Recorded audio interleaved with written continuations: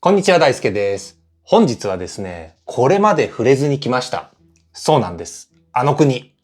北朝鮮に関して皆さんにね、現状を報告したいと思います。いつもはですね、各国の現地メディアを中心に情報収集をさせてもらって、時にはですね、省庁のウェブサイトだったり、政治家のね、ツイートなどを参考に裏付けをして皆さんに報告をさせてもらってたわけなんですが、本日はですね、そうもうまくいくかなっていうのがちょっとね、心配なところではあるんですね。で、なんでかっていうと、情報源がですね、めちゃくちゃ限られてるわけなんですよ。あんまりにね、表に情報が出てきていない中でのご報告ということになります。でもね、自分なりに信頼できそうな各国のメディアからのね、情報を持ち寄りながら、現状の北朝鮮の状況をまとめましたので、ぜひね、最後までご覧いただければと思います。本日の流れはですね、こちらになります。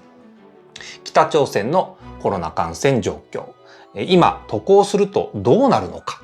のこの流れですね。ではまずはじめ行ってみましょう。北朝鮮のですね、コロナ感染状況なんですが、北朝鮮当局からの発信としてはですね、新型コロナウイルス感染症の流入、こちらですね、完全に防いでいるという主張になっているんですね。まずは、こちらの事実確認、この主張の事実確認から行ってみましょう。まずですね、こちらの主張をされているのは、パク・ミョンスさんっていうですね、北朝鮮保健省の国家衛生検疫委員長の方なんですよ。で、具体的にね、どういう発言があったのかについて、今年のですね、4月1日に AFP 通信、すなわちフランス通信社のですね、取材で答えていました。彼が言っていたのはこんな感じなんですね。これまでのところ、私たちの国では一人も新しいコロナウイルスに感染していませんと。北朝鮮はその成功は1月以降実施された厳格な措置のためであると。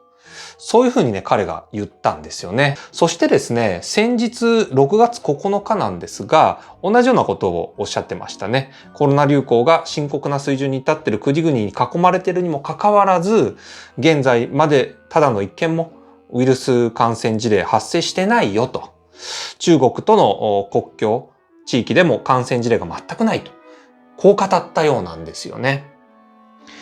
またですね、金正恩委員長は初期から新型コロナの危険性と流行時の結果を予見していたというふうに言ってるんですね。そしてこう続けるんですよ。他国が移動制限措置を考えもしなかった1月に北朝鮮全域にですね、国家非常防衛体制を稼働させて、陸海空の国境を閉鎖するなど決定的な措置を取るよう指示したというふうに説明をされているわけなんです。金正恩委員長が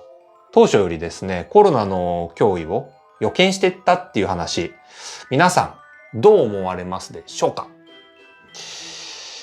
でもね、日本政府より相当早くにですね、入国制限設けたっていうのは、これ本当っぽいので、この点はね、評価できる、すべきところなんだなというふうに、私はね、見させていただいています。で、本当にですね、コロナ感染がゼロなのか、ここがめちゃくちゃ重要なところなんですけど、これはですね、残念ながらなんですけど、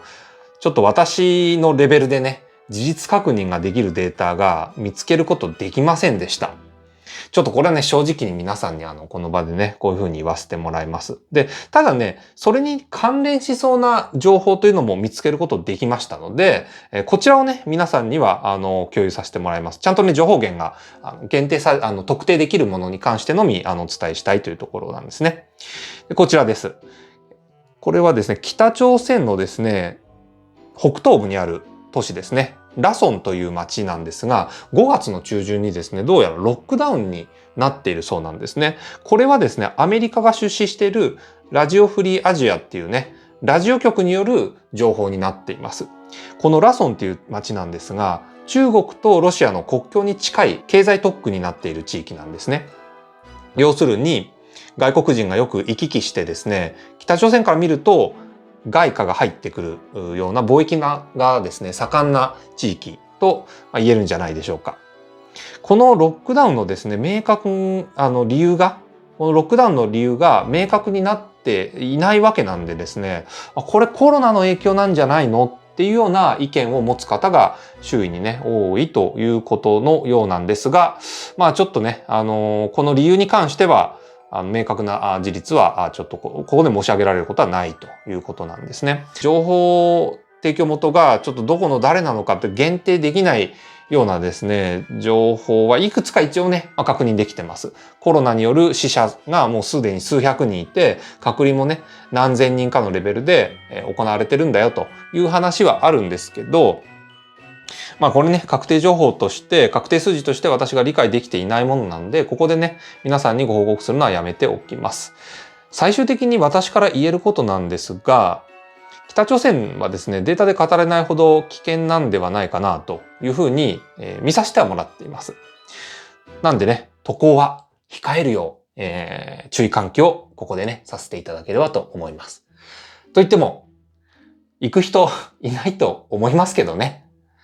次の話題なんですけど、行く人いないとは言いつつですね、じゃあ仮に今渡航しようとしたらね、一体何が起きるのかということについて話を進めていきたいと思います。北朝鮮はですね、現在、日本はもちろんなんですけど、アメリカ、フランス、韓国などから国家として認められていない地域なわけなんですね。一方でですね、中国、ロシア、イギリス、ドイツ、イタリア、インド、ベトナム、キューバ。これらの国からは国家として承認を受けている国交があるという状況なんですね。で、ここで紹介することはですね、例えばイギリスだとかドイツだとかっていうのは、北朝鮮の首都の平壌にですね、大使館があってですね、ちょっとそこでの起きた出来事をお伝えしたいなと思うんですが、そうなんですよ。その北朝鮮国内に外交官を配置しているってことなんですが、その方々のね、動向に関する記事を発見いたしましたので、こちらご紹介をさせてもらいます。これはですね、コリン・クルックスさんというですね、北朝鮮にいらっしゃるイギリスの大使の方からの情報をもとに、北京共同が報じたものというふうになっています。北朝鮮はですね、1月下旬から2月初めにかけて、中国、ロシアとの国境を相次ぎ閉鎖していると。特に海外からの入国者に関しては厳しい隔離措置を実施しているんだと。中国、ロシアとの航空便や列車停止ですね、約4ヶ月に及んでストップしている状況が続いているんだよというふうにおっしゃってるんですね。で、漏れなくそうなんですよね、影響を受けたということで、イギリス大使館のスタッフ交代もできない状態なんだ、不可能な状況なんだよというふうにおっしゃってます。で、イギリス大使のですね、このコリン・クルクスさんは、陸路でですね、すでに中国に出国済みということなんですが、他にもですね、平壌にはドイツ大使館だとか、フランスだとかスイスのね、協力事務所があるわけでして、でもね、一応彼の情報によるとですね、この報道によると、いずれも3月の初めに一時閉鎖をされているということで、それらのスタッフの皆さんはですね、3月9日の臨時便でロシアのウラジオストクにすでに出国をされているということなので、普段であればですね、中国またはロシアを経由して、一応、これは本当推奨はされないんでしょうけど、日本のパスポートで旅行代理店をですね、経由して北朝鮮入り。これはできると言われてはいるんですけども、今年の1月以降に関しては、その道もね、物理的に閉じられているというふうに見ていいんじゃないでしょうか。そもそもね、行こうとしても中国だとかロシアにとりあえずね、渡航するってことできませんからね。だからね、これ北朝鮮に渡航としようとしても、必ずどっかで出国、もうまずはね、日本の出国で足止めを食らって終わりというのが結論になるわけなんですね。ということでですね、本日は北朝鮮の実情、本当ね、わかる範囲ということなんですが、お伝えさせていただきました。いかがでしたでしょうか？いやーでもね、それにしても現地メディアを読み解く、形式を取ってきてる本チャンネルですので、北朝鮮についても同様にですね、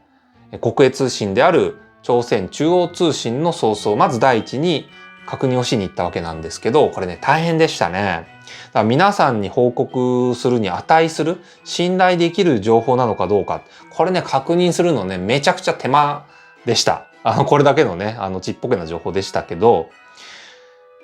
これね、ちょっと参考前に私が閲覧していた北朝鮮のですね、国営通信のウェブサイト、ちょっと皆さんにもこれ見ていただきましょう。こんな感じのウェブサイトでしたね。少しですね、古めかしい見た目なのは、それはちょっと置いといてですね、コロナに関する情報がもうほとんどないんですよ。あったとしても、お隣韓国のね、感染者数がひたすらに報告されているのみといった感じでした。だから結局、フランス通信社であったり、北京共同、アメリカが出資するラジオ局などからの情報を用いてですね、ご報告するという形になりました。この姿勢は崩さずにちょっと頑張っていきたいなと思っています。最近視聴者さんより中国の特攻情報に関する予測について意見をね、聞かせてほしいっていうコメントいただいておりますので、こちらは近日中に挑戦してみたいなと思っております。それでは本日も最後までご視聴いただきましてありがとうございました。さよなら。